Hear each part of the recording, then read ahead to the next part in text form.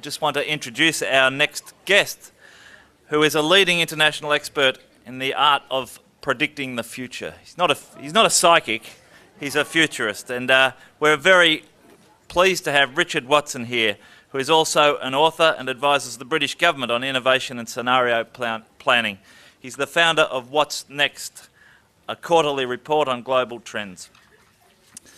As people involved in community groups, you're experts at peeping around the corners and seeing what's coming, so you will have plenty in common with Richard. Let's welcome him now.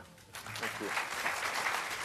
Thank you. Sorry, I was a little bit late actually this morning. We got delayed and then we circled Canberra for 3/4 of an hour, which I suppose, being a futurist, I should have seen coming, but I didn't.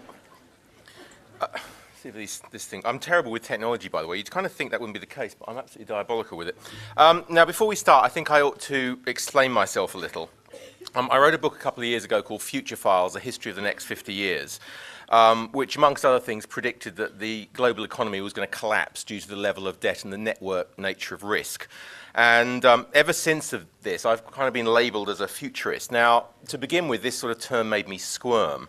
And it's actually not even correct, it's actually futurologist, because my mum, who used to be an art teacher, points out that futurists are actually a school of Italian painters from the 1930s, but never mind. My dad used to be a scientist, and he just sort of gives me one of those sort of stares, thinking that I should get a proper job, I guess. Now, I'd sort of predict that there's a couple of things you're wondering. The first one is probably what on earth does a futurist do? And brackets, why don't you get a proper job? And the second one is whether it's even remotely possible to predict the future. Well, to answer the first question, I think about the future. That's my job. That's all I do, pretty much, day in, day out. I'm not always thinking 20, 30 years out. In fact, most of the time I'm thinking 1, 2, 5, occasionally 10 years ahead. Currently working on a project looking at the future of public libraries 30 years ahead, and that's actually fairly unusual. There's no great skill to it. You don't need a degree in it, although you can get one if you really want one. It's just really having the time, reading a lot, talking to a lot of people, traveling as much as you can, and particularly trying to sort of see patterns and see connections. The second question, can you predict the future? Absolutely not. No, you can't. As it was said earlier on, I'm a futurist, not a psychic. You can make vague predictions that inevitably come right because they're so vague that if you just hang on long enough, they come true. But the minute you start getting specific, it goes horribly wrong, and it's practically impossible. Having said that, I think it is possible to see the broad outline of the future. I like to think of trends, for example, as waves. You can see the really big ones from a long way off. They quite often come in sets. And one of the things about waves and trends is that the very big ones tend to produce rips, or they produce undercurrents going off in a completely different direction. So if you take globalization as a major trend, one of the very biggest trends, it's spawning localization. And that happens quite a lot with trends, I think. There's also a great quote that's in the book, which is from another writer, much better writer, William Gibson, that the future is already here, it's just unevenly distributed. And I think there's something in that.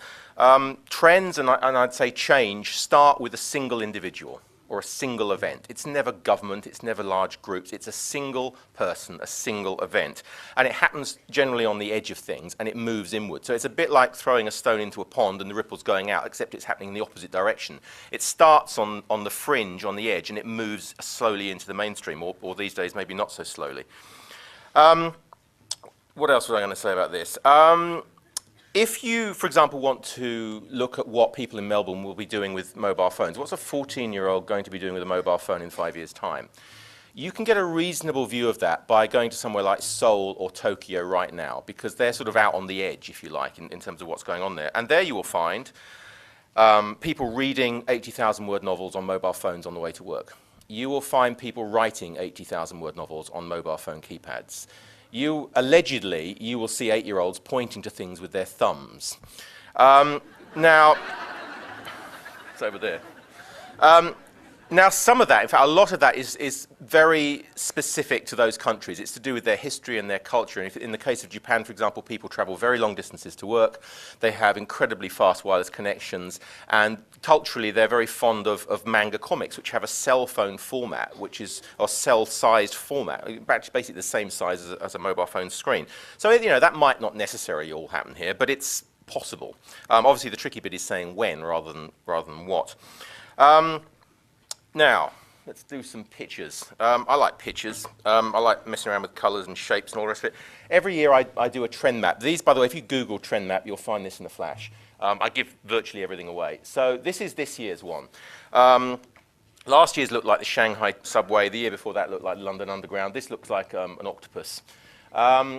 And the general idea is that the really big trends are in the middle. So we've got global connectivity, which is spawning anxiety and volatility. We've got debt, aging, power shift eastwards, uncertainty, sustainability, digitalization, climate change. And then we've got things like technology flying off down here. We've got the home, so we've got things like debt stress, affordable luxuries, single-person households, extended financial families, renting things, unplugging, gated communities, things like that flying off there. We've also got the environment, we've got politics, business. They're always somewhat different. Now, this thing, I've been doing a lot of work in risk management, which sounds terribly boring, but I think it's fabulous. What could happen that could make things go horribly wrong? So this year, I put these little sort of ghouly people here for possible risks. Major internet failure, electricity shortages. This was, by the way, done the December 2008. Up here, you will see influenza pandemic. Now, we don't have an influenza pandemic. If we did, I wouldn't be here. I'd still be in Sydney. Now, what we've got is an anxiety pandemic. And it's because of this global connectivity and global media, and up to a point, politicians and the precautionary principle. Now, I'm not saying that won't happen. That could mutate tomorrow and turn into something incredibly nasty. But at the moment, it's just another example of how we quite like to invent things to be worried about. For example, the key concern at the moment is the economy, which means that the environment is being pushed to one side. As soon as the economy is fixed, we're going to start worrying about the environment again. If you're interested in that, Google it, and it's not terribly serious. I mean, down here we've got a couple of things here. People take these things so seriously. So up here we've got the global risk, people taking trend maps too seriously, and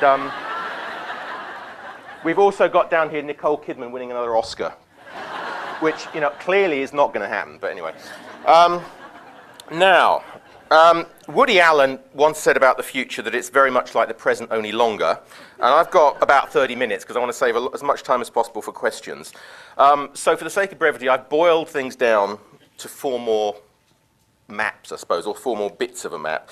Now, one of the pretty much the only serious thing I do actually is scenario planning, which is a way of looking at the future. And I suppose the premise of scenario planning is that if you accept that the future is uncertain, logically, surely there must be more than one future. I mean, when people talk about futures, a lot of people say, oh, the future's going to be like this. I would be very cynical about anybody that says, oh, the future's like this. The future is many different places, all of which could come true, all of which could be true at the same time, depending on where you are and who you're talking to, and so on and so forth.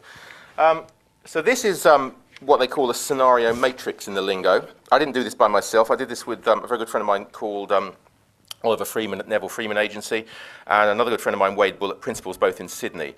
Now, if you go back to the previous map, actually, I mean, that's kind of interesting, and the size of the circle is supposed to denote how important things are. But you can't really see how the world's going to end up, and there's no narrative, effectively. This thing has a bit of a narrative. Now, what's going on here? You have a very simple axis. You have pessimism against optimism, and I'm talking about fundamentally 2 things: the economy and the environment. That's what's driving the pessimism or the optimism. And then you have social activism or social passivism down here. Getting involved, not giving a monkeys. And you could actually have we up there and me down here. And we have 4 worlds. The first world I want to talk about is down bottom right, which is Mooreism. Now, this, in fact, I just saw an ad for this in Melbourne Airport. There was something that, what did it say? It was, do you want to spend 5 minutes stretching your legs or 5 minutes stretching your targets? I don't know who it was for. I was running very fast, trying not to be late. But that's a very sort of Moorist sentiment. It's all about growth. It's the thought that enough is never quite enough. It's rampant consumerism. It's self-indulgence. And basically, I just want to get as much as I can out of life and to hell with everybody else and the consequences. So you're either in complete denial about things or you just don't really care. It's hedonistic. It's narcissistic, it's libertarian, it's highly materialistic, it's very disposable, it's vain, it's vacuous, it's Dubai.